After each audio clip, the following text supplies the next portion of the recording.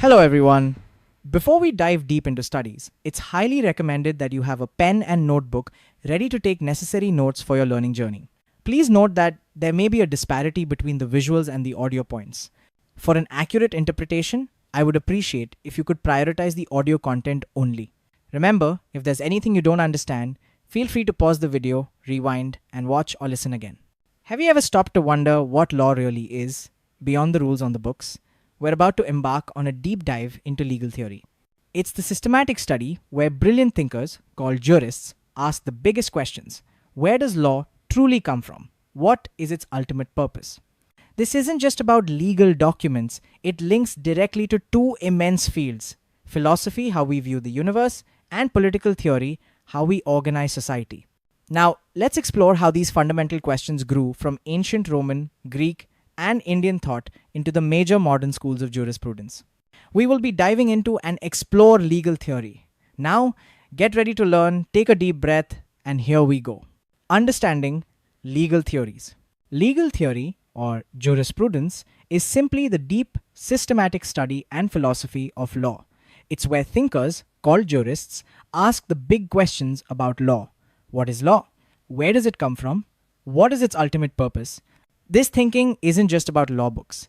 It's connected to two other big ideas: philosophy, which is how we think about life and the universe, and political theory, that is, how we think society and government should be run. Different thinkers approach law from different angles, and we group these different approaches into schools of jurisprudence to make them easier to study. Here are some simple examples of the fundamental questions legal theory explores. First question is on nature. Is law simply what the government says, or does it have to be morally right to be considered law? This leads to the debate between positive law and natural law. Second question is on source.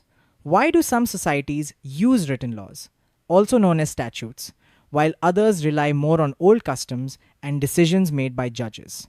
Third question is on purpose. Should the main goal of law be to punish criminals or to try and fix them and make society better?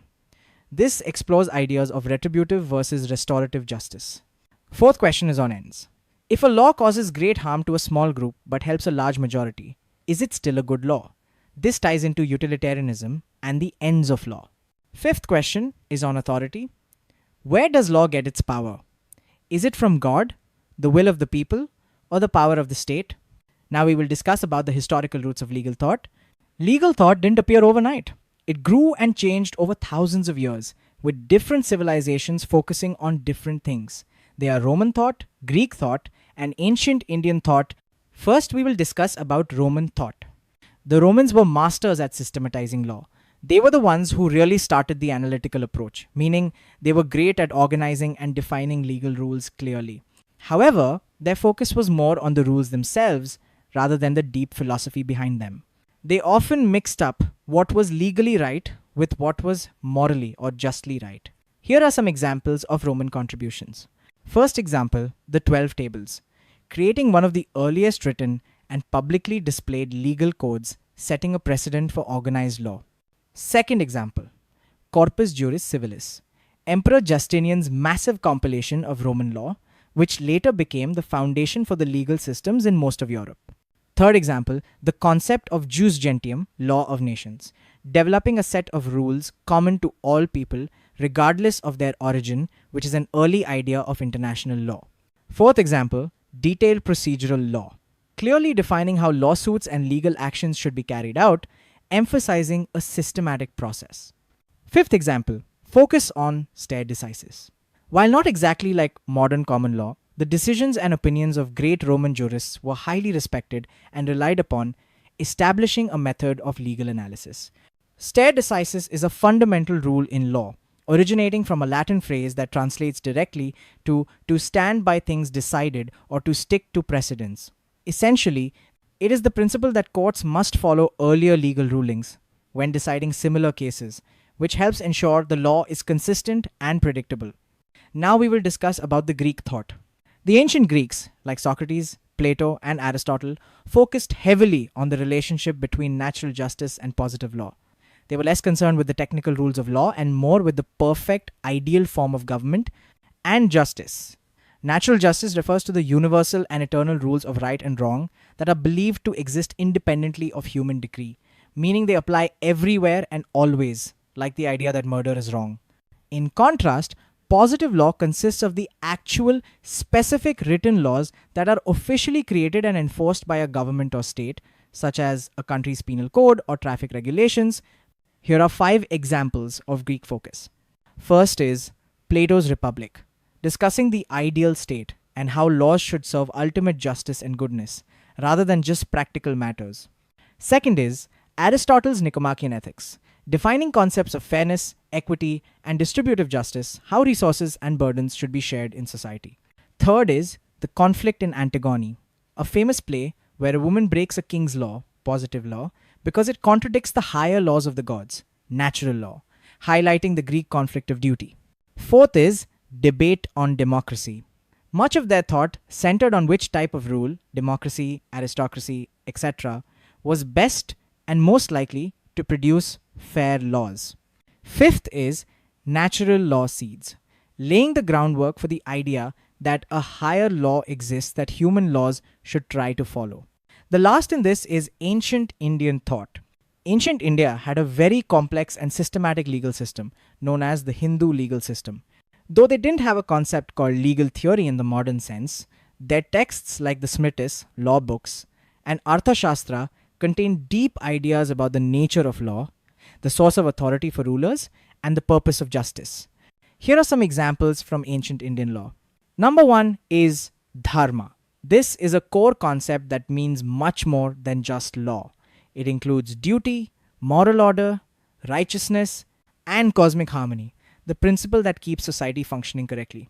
Number 2 is Manu Smriti, a major text that systematically laid down rules for family, property, criminal justice, and the conduct of the king. Number 3 is Arthashastra by Kautilya. This text focused intensely on political science, governance, and state administration, including detailed rules on economics, espionage or spying, and civil divided by criminal law. Number 4 is The Role of the King. The text discussed how the king's law must conform to Dharma, suggesting that even the ruler was bound by a higher moral and legal order, a similar idea to natural law. Number 5 is Emphasis on Custom. High importance was given to local customs and traditions, which were recognized as valid sources of law alongside the written texts. Now we will talk about the movement towards modern jurisprudence, from Dark Ages to natural rights. After the ancient era, during the Dark Ages, the church often claimed authority over secular, non-religious, government and law. The Reformation later tried to separate religious matters from state matters, strengthening the power of the state. This powerful state sometimes ignored the rights of the individual, which caused a strong reaction. This reaction paved the way for the natural law thinkers like Grotius, Locke, and Rousseau. They argued that law must protect the natural rights, like life, liberty, and property, of every person, and that the government's power comes from a social contract with the citizens. The idea was simple. Human laws cannot go against natural, eternal, or moral law. Here are some examples of the natural law impact. First is the American Declaration of Independence. It states that all men are endowed by their Creator with certain unalienable rights, which is a direct reflection of natural law theory. Second is abolishing slavery. The argument that slavery is inherently wrong, regardless of what any country's law says, comes from a natural law perspective. Third is Blackstone's view. The famous English jurist Blackstone stated that any human law that contradicts the law of nature is invalid, has no power. Fourth is Grotius's international law, arguing that there are fundamental, rational principles, like keeping promises, that should govern relations between different countries. Fifth is the idea of basic human rights. Modern human rights concepts, like the right to a fair trial or freedom of speech, are essentially modern natural law ideas rights that belong to you simply because you are human. Now, our point of discussion will be the rise of new schools. The natural law approach was based on abstract ideas like reason and eternal law. But as society grew more complex and the age of science began, thinkers wanted more practical and concrete solutions. This led to the birth of 2 major schools in the 19th century: Analytical, Positivist approach, and Historical approach. we will first discuss about the analytical or positivist approach. This school focused only on the positive law, the law actually laid down by the government, regardless of whether it's morally good or bad. Jurists, especially lawyers and judges, wanted clear, definite, and organized rules they could analyze. They worked to define the exact boundaries of law and separate it from morality or politics. They looked at law as it is, not as it ought to be. Here are 5 examples of the analytical approach in action. First easy to understand example is on traffic law. It focusing on the fact that the law says the speed limit is 60 kilometers per hour without discussing if 60 kilometers per hour is the most morally correct speed. Second easy to understand example is on defining a contract, systematically breaking down and defining the exact components required for a contract to be legally valid: offer, acceptance, consideration, etc.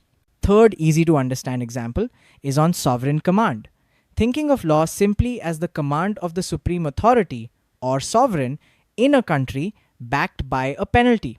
Fourth easy to understand example is on judicial review of process, a court focusing only on whether a law was passed using the correct legal procedure rather than debating its fairness.